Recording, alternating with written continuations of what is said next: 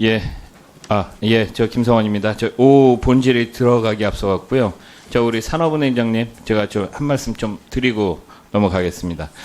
저 많은 의원님들께서 우리 GM 대우 관련해가지고 많은 말씀들을 주셨는데 제가 받는 느낌은 그렇습니다. 우리 산업은행장님, 회장님께서 자꾸 지분율 17%라는 말만 되풀이를 하고 이거 좀 소극적으로 대처한다 이런 느낌을 좀 지울 수가 없습니다.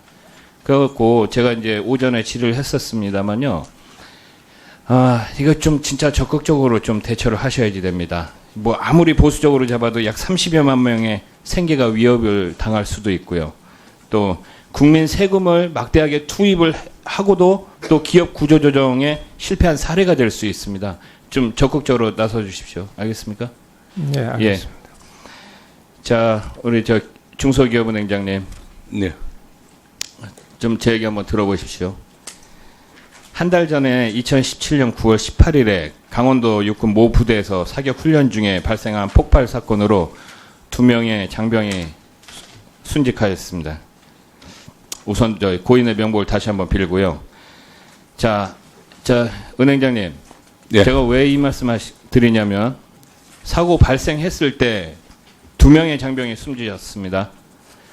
한 명의 장병에게는 국가 보상금 외에 사망보험금 5천만 원이 지급이 됐고요. 또 다른 한 명의 장병은 사망보험금조차 받지 못했습니다. 우리가 저희 징병검사 할 때, 병무청에서 징병검사 할 때, 일종의 신분증 역할을 하는 다기능 스마트 카드를 발급받습니다.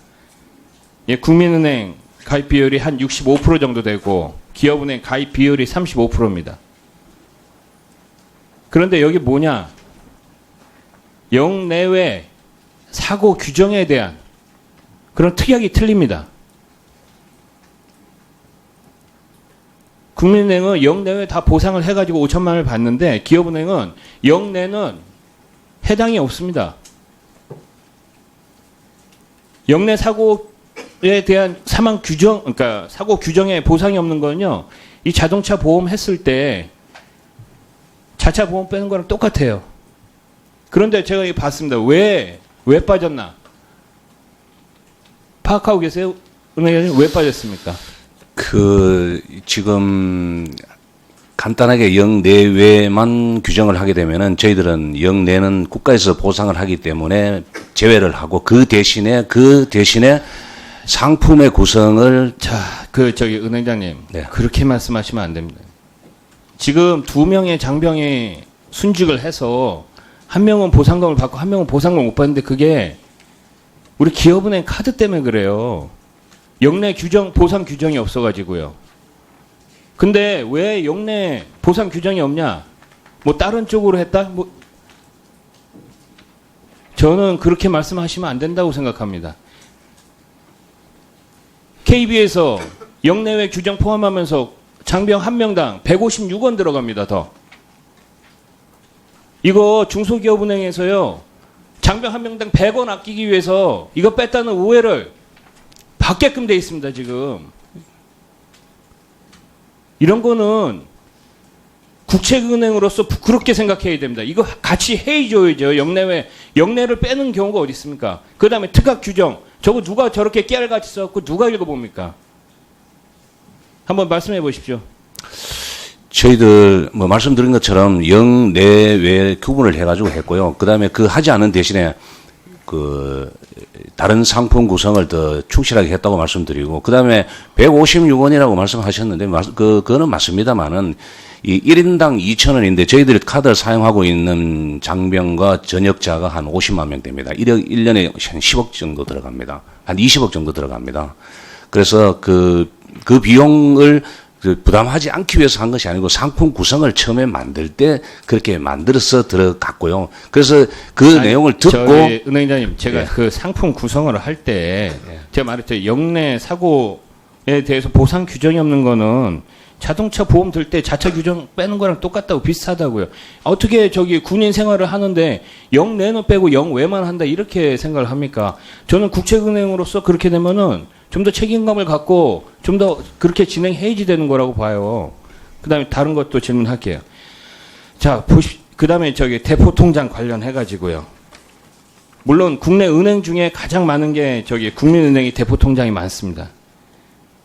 그런데 이게 대포 통장 그냥 건수를 개설 건수를 보는 게 아니라 은행별 개인 명의 예금 계좌 수로 이렇게 나누게 되면은 저희 기업은행이 올등하게 많습니다. 대포 통장이. 그러면은 이게 무슨 문제예요? 대포 통장은 어디에 씁니까? 범죄에 악용이 되고 또 서민들 올리는 보이스피싱에 쓰이는데 이 대포 통장 이거 좀 관리를 좀 해주셔야 됩니다. 중소기업은행에서. 심지어 우리 일반 사회에서 그 범죄자들 사이에서 그런 얘기까지 돈다고 합니다. 대포 통장 개설하려면은 중소기업은행 가서 하면은 제일 편하다고. 이런 오해를 좀 불식시켜셔야 됩니다. 새로 오셨으니까요. 아시겠죠? 알겠습니다. 예. 자, 계속 좀, 아까 하나만 더 좀 마무리하겠습니다. 중소기업은행에 대해서요. 네. 그, 355억 원 특혜성 대출 그 건 얘기하는 겁니다.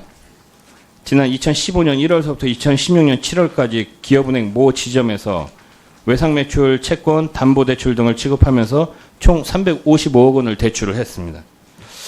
자, 근데 이 과정에서 매출 채권 10개 기업의 실질 경영자가 동일인이라는 사실이 좀 드러났고, 그래서 본점으로부터 자금 유통 의심 거래라는 통보를 받았어요.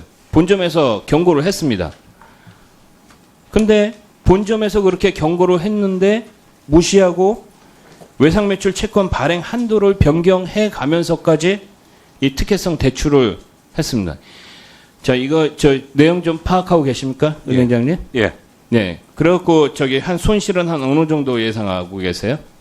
한 200억 정도. 200억 정도. 자, 355억 원 특혜성 대출로 해가지고 200억 원 손실. 이 손실은 어떻게 처리하실 예정이세요? 예, 그 손실은 저희들이 그대로 저희들이 안았고요. 예. 인사위원회를 열어서 담당자는 면직시키고 감봉 6월 1월 해서 중징계를 내린 바 있습니다. 자, 은행장님, 제가 왜 이 말씀 드리냐면은 이렇게 200억 원 손실되고 하는 게 참 문제지 않습니까? 네. 그런데 군인 영내 사고 보상하는 것에 대해서는 상품 특약상 그렇게 돼 있다. 상품 특성상 그래. 저는 적어도 중소기업은행은 그렇게 하면 안 된다고 생각합니다. 좀 전반적으로 좀 한번 우리 저희 은행장님께서 전반적인 검토를 한번 해주십시오. 예, 알겠습니다. 예. 예. 네, 김성훈 의원님 수고하셨습니다. 시간을 잘 지켜주셔서 감사합니다. 다음은 바른정당에 존경하는 유이동 의원님. 아니네. 민병두 의원님. 더불어민주당 민병두 의원님. 죄송합니다. 질의해 주시기 바랍니다.